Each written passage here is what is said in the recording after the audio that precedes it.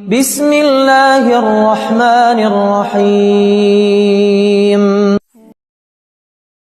رزق مانگنے کا صحیح طریقہ جان لو۔ سورۃ الفاتحہ۔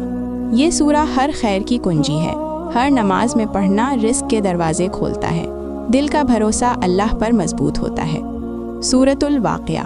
اس سورہ کو رزق کی وسعت سے جوڑا جاتا ہے۔ مغرب کے بعد پڑھنا معمول بنایا جاتا ہے۔ دل میں فقر کا خوف کم ہونے لگتا ہے۔ سورۃ المزمل۔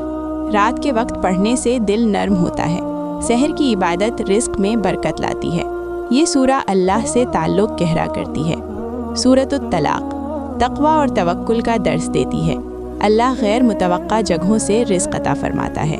یہ سورہ امید کو زندہ رکھتی ہے۔ سورۃ النوح۔ استغفار کی طاقت بیان کرتی ہے۔ گناہوں کی معافی رزق کی رکاوٹیں ہٹا دیتی ہے۔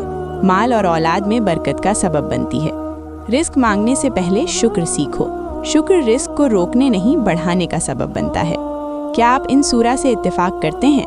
اگر ہاں تو کامنٹس میں الحمدللہ ضرور لکھیں اور مزید ایسی ویڈیوز کے لیے فالو کریں۔